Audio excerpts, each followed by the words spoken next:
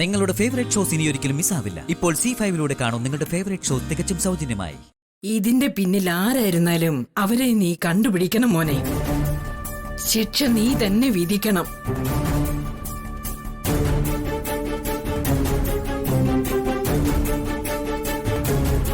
കണ്ടുപിടിച്ചിരിക്കും.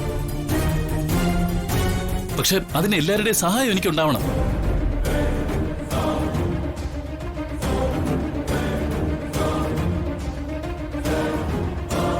ഗാർഗി, ഇനി നിന്നോടാ എനിക്ക് ചോദിക്കാനുള്ളത്.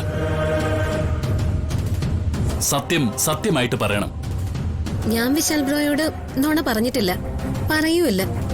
ചോദിക്ക്. അച്ഛന് നേരെ ഉണ്ടായ വധശ്രമത്തിനെ കുറിച്ച് നീ പറഞ്ഞു കാണുമല്ലോ. അറിഞ്ഞു. ആരെങ്കിലും പറഞ്ഞറിഞ്ഞോ, അതോ ആ സമയത്ത് നീ ഇവിടെ ഉണ്ടായിരുന്നോ? ബ്രോ, ആ സമയത്ത് ഞാനിവിടെ ഇല്ലായിരുന്നു. എന്റെ ഒരു പ്രോഗ്രാമിന്റെ ചില ഗ്രാഫിക്സ് വർക്കുമായിട്ട് ഞാൻ സ്റ്റുഡിയോയിലായിരുന്നു. തിരിച്ചു വന്നപ്പോ ചെറിയമ്മ എന്നോട് ഈ സംഭവത്തെക്കുറിച്ച് പറഞ്ഞത്. നിനക്ക് ആരെങ്കിലും സംശയമുണ്ടോ? അങ്ങനെ ചോദിച്ചാ ഒരുപാട് പേര് സംശയിക്കേണ്ടി വരും. പക്ഷേ കൃത്യമായിട്ട് ഒരാളെ ചൂണ്ടിക്കാണിക്കാൻ കഴിയില്ലല്ലോ ബ്രോ. ചെറിയമ്മയുടെ നീ വിളിക്ക. അവളെ ഞാൻ കുന്നിൽ സുബ്രഹ്മണ്യ ക്ഷേത്രത്തിലേക്ക് അയച്ചിരിക്കുക. ഗോപിയുടെ പേരിൽ ഒരു നിറച്ചാർത്ത് നേർന്നിട്ടുണ്ടായിരുന്നു. അതിന് രാധയേച്ചി പറഞ്ഞു വിട്ടതെന്തിനാ? എന്നോട് പറഞ്ഞ ഞാൻ പോവായിരുന്നല്ലോ. ഇവിടുത്തെ പൂജാമുറിയിൽ കത്തിച്ചൊഴിയുന്ന ആരതി തൊട്ടുവണങ്ങാൻ മടിക്കുന്നവളാ നീ. അവൾ ആ ക്ഷേത്രത്തിൽ നിറച്ചാർത്ത് നടത്താൻ പോകുന്നത്. എന്നെക്കൊണ്ട് കൂടുതലൊന്നും പറയിപ്പിക്കരുത്. ഇങ്ങനെ പരസ്പരം പഴിചാരുന്ന കേൾക്കാനല്ല ഞാൻ ഇവിടെ നിൽക്കുന്നത്.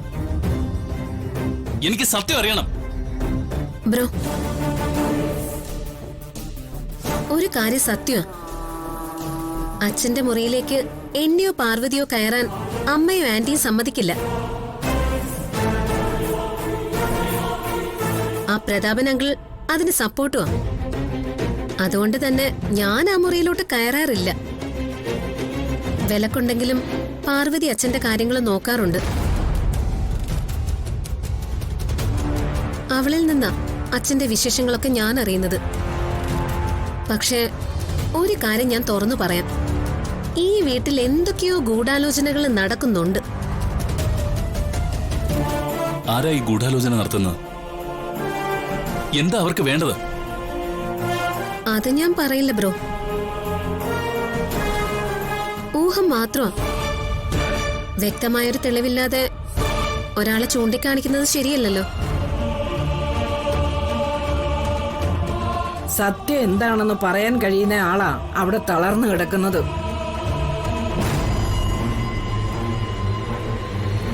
എനിക്കറിയാം അച്ഛമ്മേ. പക്ഷെ ഗോപി അസുഖം ഭേദമായി എഴുന്നേറ്റ് വരട്ടെ മോനെ. അതുവരെ അവനെ സംരക്ഷിക്കുക എന്നുള്ളതാണ് നീ ഇപ്പോൾ ചെയ്യേണ്ടത്.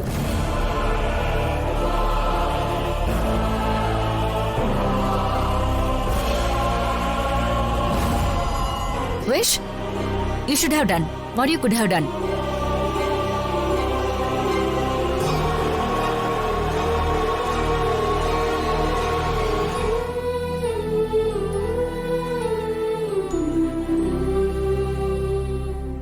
വിശാൽ സാറ് വിഷമിക്കൊന്നും വേണ്ട.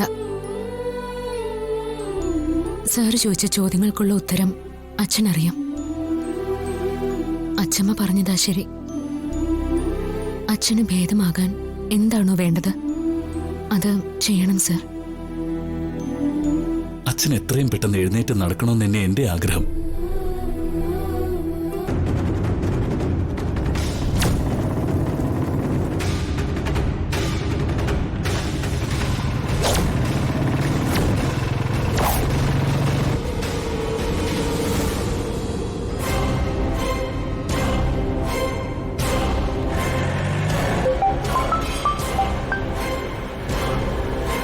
ഹലോ. Hello sir. വിപിനോടെത്തി സർ. ഞാൻ വന്നുകൊണ്ടിരിക്കുകയാണ് സർ. പക്ഷേ ചിലർ എന്റെ പുറകെ കൂടിയിട്ടുണ്ട് സർ. എന്താണ് അവരുടെ ഉദ്ദേശം എന്ന് എനിക്കറിയില്ല സർ. സർ, പക്ഷെ അവർ എന്നെ തന്നെയാണ് ലക്ഷ്യമിട്ടിരിക്കുന്നത്. ഓ മൈ ഗോഡ്, ബിവിൻ പേടിക്കണ്ട. എന്ത് വന്നാലും വണ്ടി നിർത്തരുത്. Okay sir. ഞാൻ നിങ്ങളുടെ ലൊക്കേഷൻ ട്രേസ് ഔട്ട് ചെയ്തോളാം കേട്ടോ. ഞാൻ ഫോളോ ചെയ്തോളാം. Don't worry. ഓക്കെ? ഓക്കെ. ശരി.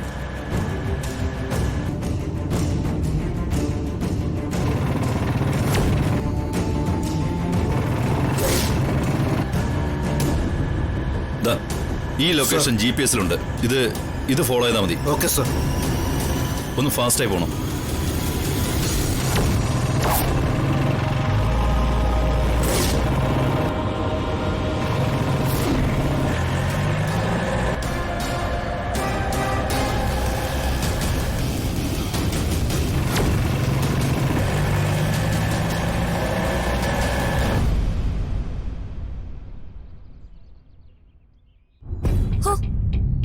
അമ്മ ഇത് എവിടെയോ ഒളിപ്പിച്ചു വെച്ചിരിക്കായിരുന്നു.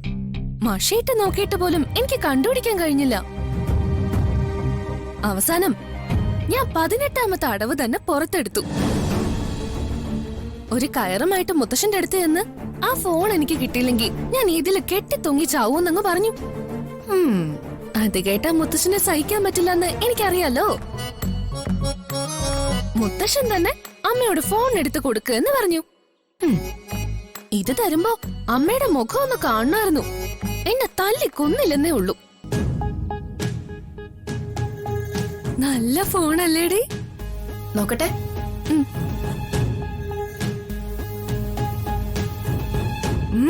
അടിപൊളിയാ.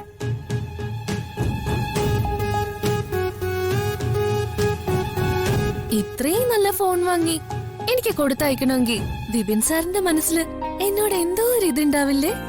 അത് ചോദിക്കാനുണ്ടോ? അയാൾക്ക് നിന്നോട് അതുണ്ട്. ഈ ഫോണിൽ നിന്ന് വിപിൻ സാറിനെ തന്നെ എനിക്ക് ആദ്യം ഒന്ന് വിളിക്കണം. ഫോൺ വിളിക്കുന്നതിനെ സിം കാർഡ് വേണം. അതിനു മുൻപ് ഇത് ചാർജ് ചെയ്യണം. ഈ സിം കാർഡേ എവിടുന്നാ കിട്ടുക? നിന്റെ ആധാർ കാർഡും എടുത്ത് മൊബൈൽ കടയിൽ പോയാ മതി. അയ്യോ, എനിക്കതൊന്നും അറിയില്ല. നീ വരില്ല എന്റെ കൂടെ? കരിമ്പിൻ ജ്യൂസ് വാങ്ങിത്തരണം. അതൊക്കെ ഞാൻ ഏറ്റു. ഞാൻ ആധാർ കാർഡ് എടുത്തിട്ട് ഇപ്പൊ വരാം. അല്ലെങ്കിൽ നീ എന്റെ കൂടെ വാ. ആധാർ കാർഡ് എന്തിനാടിയെന്നൊരു ചോദ്യം ഉണ്ടാവും. അതിനുള്ള മറുപടി നീ പറഞ്ഞാ മതി. വാ.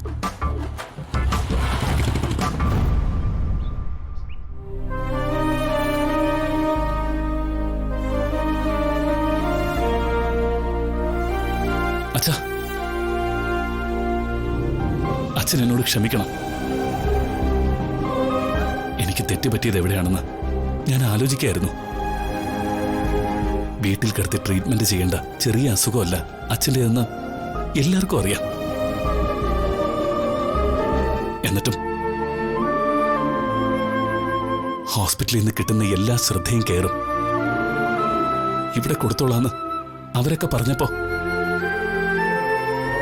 എനിക്ക് സമ്മതിക്കേണ്ടി വന്നു. ഡൗൺലോഡ് ചെയ്യൂ C5 ആപ്പ്. കാണൂ എല്ലാ എപ്പിസോഡുകളും സൗജന്യമായി.